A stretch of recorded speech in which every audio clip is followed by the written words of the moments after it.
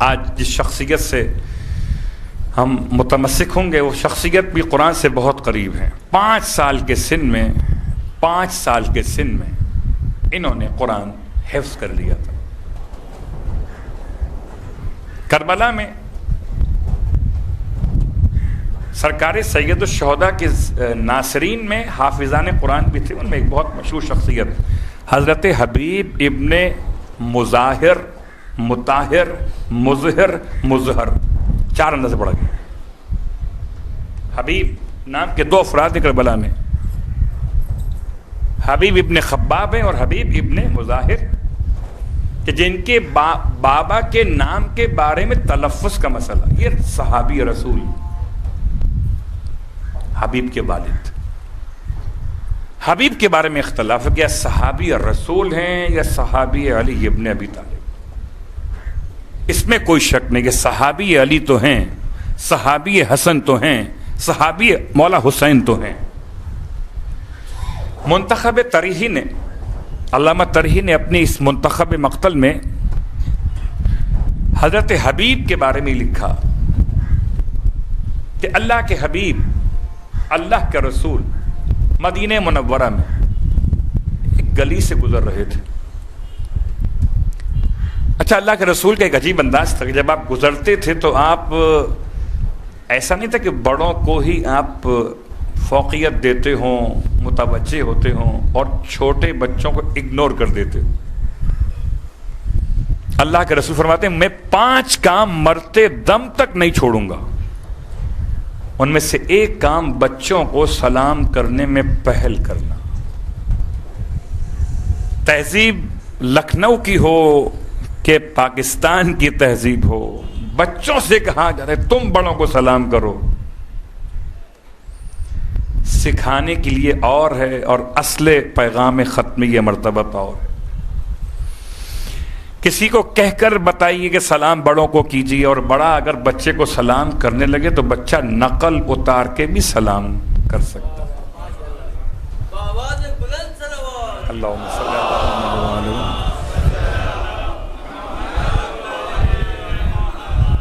اگر اس میں کوئی نقص ہوتا، اس بات میں کوئی عیب ہوتا تو پیغمبر یزکیہم میں مزکی نفوس انسانیت تھے۔ آپ کو کیا خبر نہ تھی؟ خدا نے پیغمبر کو رکھا قیامت تک کے لیے نا۔ تو آج کے دور کا نبی کون ہے؟ ختمیہ مرتبہ۔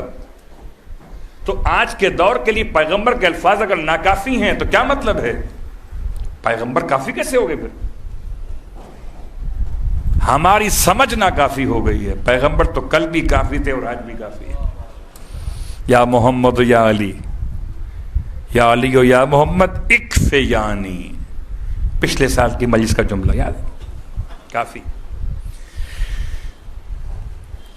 آپ وہاں سے گزر رہے تھے، بچوں کو دیکھا، آپ متوجہ ہو گئے، اور واقعاً بہت احساس ہوتا ہے خدا کی شفقت اور محبت کے جب بچوں کے درمیان آپ جاتے۔ بچے منافق نہیں ہوتے، بچے منافق نہیں ہوتے، سچی بات منہ سے کہہ دیتے ہیں، چاہے آپ کو اچھی لگے یا بری لگے۔ اور جب تک ان کا نامہ اعمال کھلا نہیں ہے تب تک ان کے الفاظ خدا کی بارگاہ میں بشکل دعا اتنے مقبول ہیں کہ آپ کے بعد میں ہیں ان کے پہلے۔ جب کبھی آپ کی کوئی دعا قبول نہ ہو، بچوں کو بٹھائیے، اور بٹھانے کے بعد کہا چاہیے میرا موضوع نہیں ہے، کسی اور عالم کا موضوع ہے یہ۔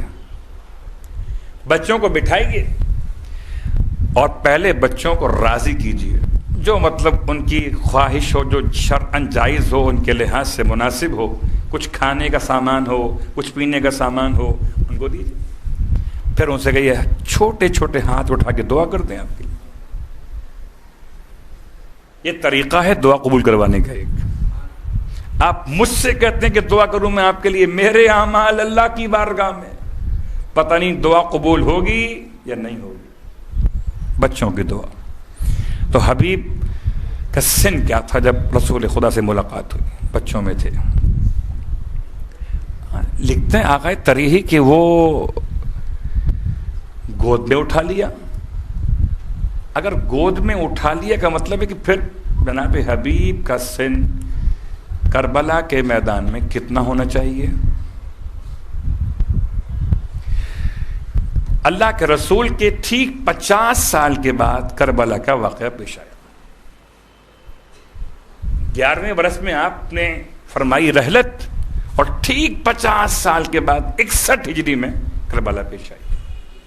تو اگر کوئی بچہ 11 ہجری میں یا اس سے پہلے 2 سال کا ہو، 4 سال کا ہو، تو اٹ مینس کہ وہ 54 سال کا کربلا میں ہو، 55 سال کربلا میں ہو. لیکن مشکل یہ آئی اس روایت میں کہ جناب حبیب کی عمر مبارک ہے 75 برس. صلوات پڑھے محمد والے.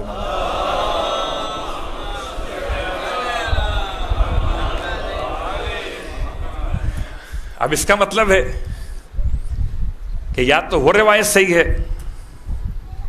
کہ گود میں اٹھا لیا،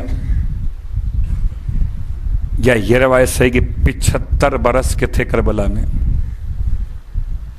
اگر 75 برس کے کربلا میں تھے، اس کا مطلب 15 سال یا 14 سال کے تھے اس وقت جب پیغمبر سے ملاقات کی. تو ہو سکتا ہے کہ آپ نے اظہار محبت فرمایا ہو، سینے سے لگایا ہو، حبیب کی پیشانی کو، حبیب کے چہرے کو چوما ہو. گود میں اٹھانے والی بات یہاں مناسب نہیں لگ رہی اگر ہم یہ مانتے ہیں کہ 75 سال حبیب کی عمر مبارک تھی. ٹھیک، لیکن اس میں کوئی شک نہیں کہ جب لوگوں نے پوچھا کہ یا رسول اللہ اس بچے میں خاص بات کیا اس زبان میں، فرمایا میں نے اس کو دیکھا ہے، یہ میرے حسین کے ساتھ ساتھ سائے کی طرح چلتا ہے،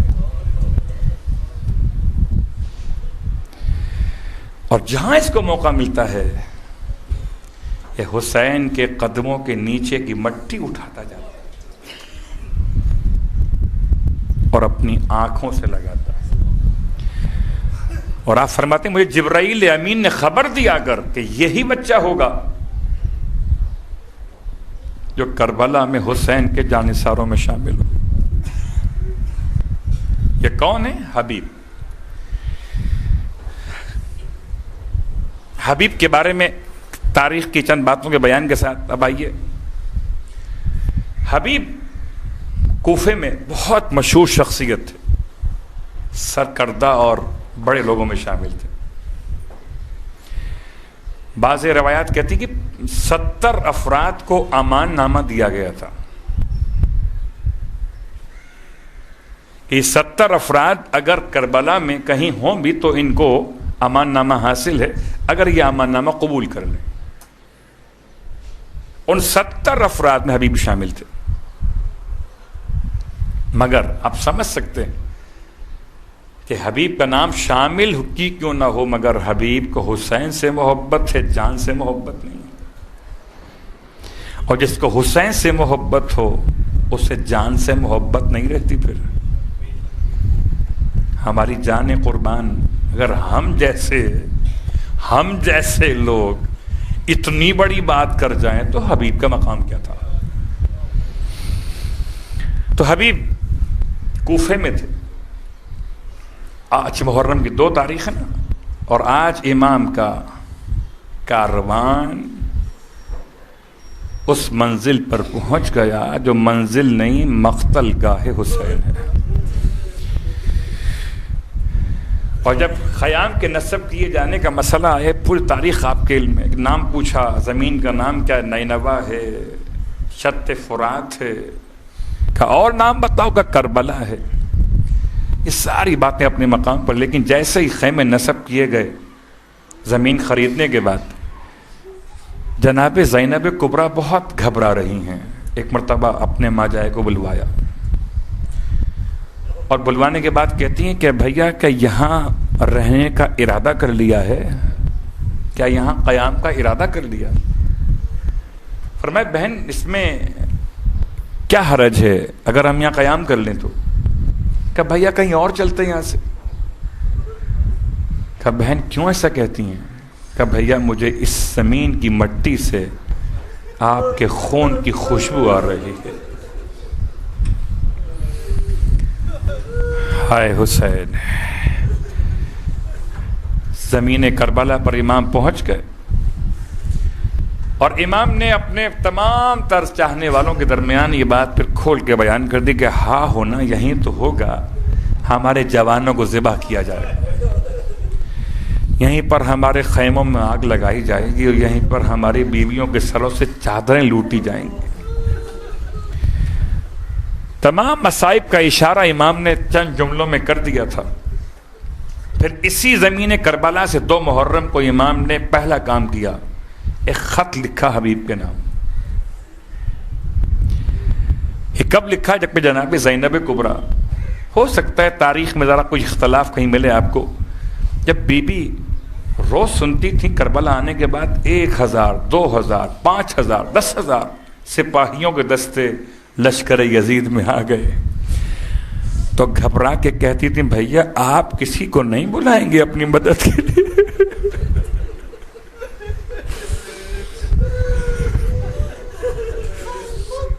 اتنی محبت تھی جتنی کسی ماں کو اپنے بیٹے سے ہوتی، اور امام بھی اپنی بہن کو بہن نہیں سمجھتے تھے، ماں کے مقام پہ سمجھتے۔ فرماتی ہیں بھیا آپ کسی کو نہیں بلائیں گے اپنی نصرت کے لیے؟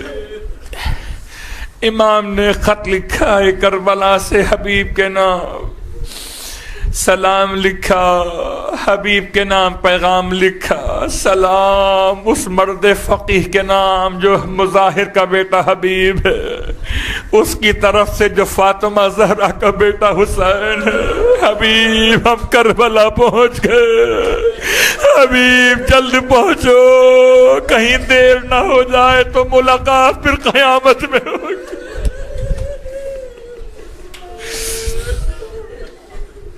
اجرکم اللہ، رونے والو، حبیب کے پاس امام کا خط پہنچا ہے۔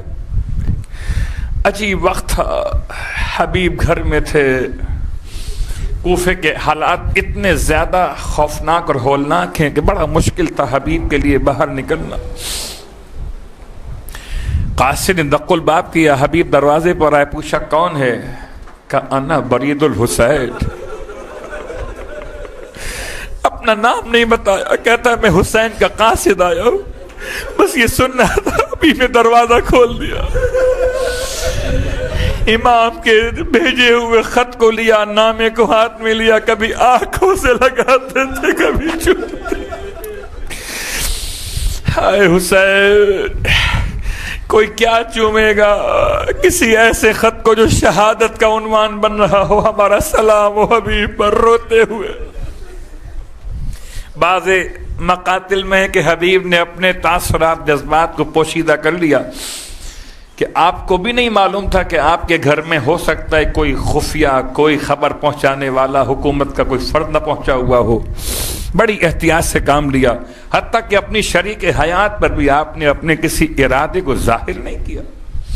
اور جب پوچھا شریک حیات نے کہ خیریت تو کس کا خط آیا ہے، تو یہ تو بتا دیا خط کس کا آیا ہے، مگر جب پوچھا شریک حیات نے پھر کیا فیصلہ کیا، ابو القاسم، قاسم کے بابا، تو کہتے ہیں کہ میں سوچتا ہوں اگر چلا گیا تیرا بڑھاپے میں کیا بنے گا، کہاں در بدر کی ٹھوکریں کھائے گی، اس لیے میں سوچتا ہوں کہ نہ جاؤں تو بہتر ہے۔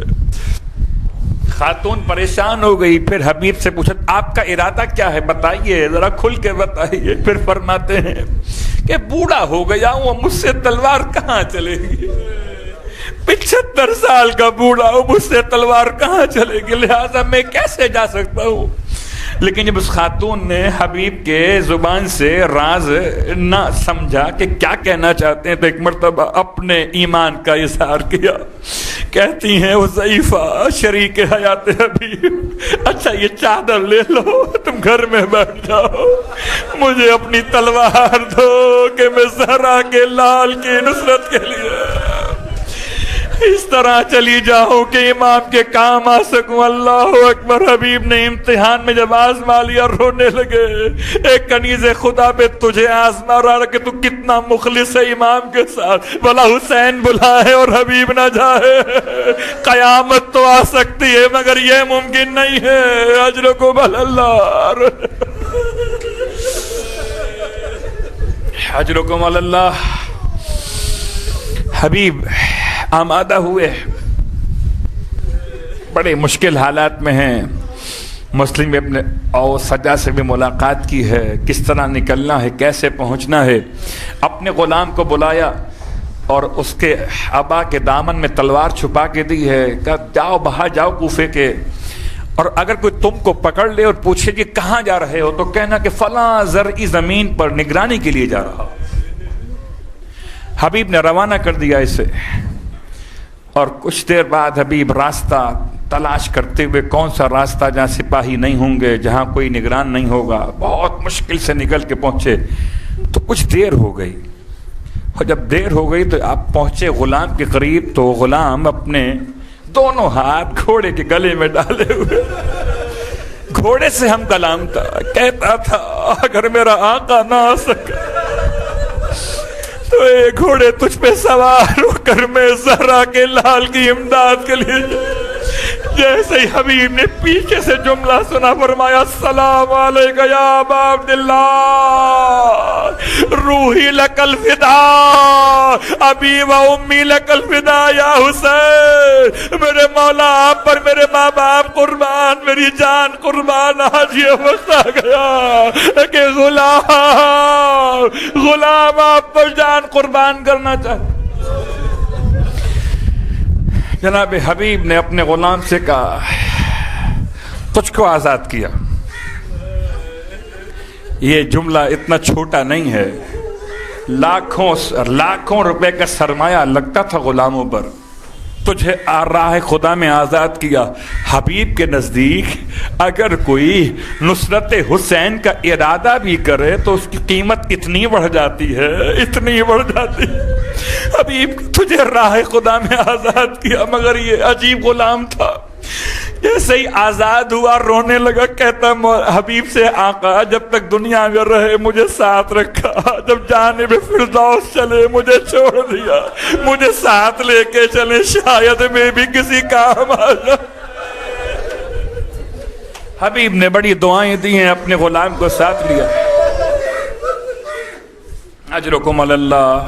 رونے والو، حبیب اپنے غلام کو لے کر آئے ہیں کربلا کی طرف. کوفے سے کربلا کا فاصلہ اتنا نہیں ہے، آپ جانتے. اور جب پہنچے کربلا تو محرم کی غالباً 7 تاریخ تھی یا 6 تاریخ تھی. جب پہنچے کربلا میں، اور جیسے ہی حبیب پہنچے کربلا میں، امام کے اصحاب میں خوشی کی لہر دوڑ گئی. سارے اصحاب تکبیر کہتے ہوئے اللہ اکبر اللہ اکبر مرحمن بے ابو القاسم. آؤ قاسم کے بابا، آؤ حبیب آؤ. سب کے سب اصحاب جمع ہو گئے. جیسے ہی تکبیرات کی آوازیں زینب کے خیمے تک گئیں، اماں فضہ کو بلوایا. اماں یہ شور تکبیر کیوں بلند ہوا؟ خیریت تو ہے؟ کیا خبر آئی ہے؟ فضہ باہر آئی ہیں، ماحول کو دیکھ کے پلٹ کے واپس گئی. کہتے شہزادی بھائی کی امداد کے لیے حبیب آ گئے. حبیب کا نام سنا، فرمایا اماں جلدی سے جائیے، اماں سارے کام چھوڑ دیجئے، پہلے جائیے، جا کر حبیب کو کہیے کہ زہرا کی بیٹیاں سلام کہہ رہی ہے. حبیب تمہارا بڑا شکریہ، ہم غریبوں کی امداد کی.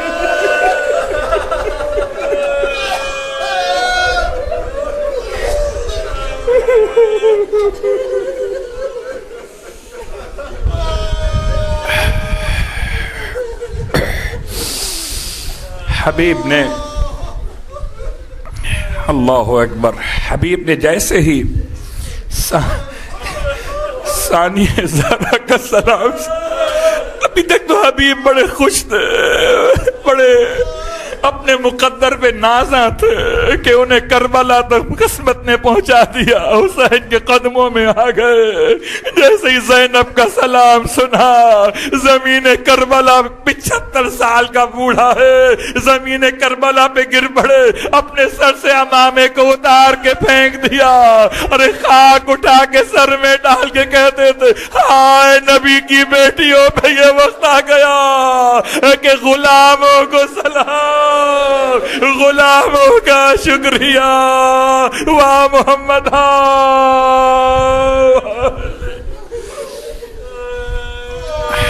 اللہ ولعنۃ اللہ علی القوم الظالمین وسیعلم الذین ظلموا ای منقلب ینقلبون. پروردگار واسطہ جناب حبیب ابن مظاہر کا ہم سب کو کربلا معلّہ کی زیارات سے بھی مشرف فرما.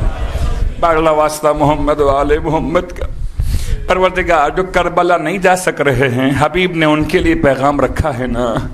کسی نے حالت خواب میں یا حالت کشف میں حبیب سے زیارت میں ملاقات میں کہا تھا, حبیب کوئی آرزو ہو, کوئی تمنا ہو جو اب تک پوری نہ ہوئی ہو, تم اگر چاہتے ہو کہ پوری ہو جائے تو بیان تو کرو. حبیب کہتے ہیں میں چاہتا ہوں مجھے دنیا میں واپس بھیج دیا جائے. کہ حبیب اب آ کر کیا کرو گے؟ حافظ قرآن تھے, صحابی رسول بھی کہے گئے, صحابی مولا اور مولا حسن حسین بھی کہے گئے. حبیب کہتے میں چاہتا ہوں جہاں فرش عزائے حسین بچھایا جائے, میں اپنے آقا حسین پہ رونے کے لیے وہاں شرکت کر سکوں. پروردگار ہم سب کو عزائے حسین کی توفیق عطا فرما. باراللہ واسطہ محمد و آل محمد کا جب خون حسین کا انتقام لیا جائے, پروردگار حبیب کا واسطہ جیسے حبیب کو پہنچا دیا تھا ایسے حبیب کے غلام کو پہنچا دیا تھا نا. پروردگار حبیب کے غلام کو ہی اس طرح ہم کہتے ہیں مالک ہمیں حبیب کے غلام کی طرح امام کے ناصروں میں شامل فرما لے. باراللہ واسطہ محمد و آل محمد کا امام زمانہ علیہ السلام کے ظہور میں تعجیل فرما.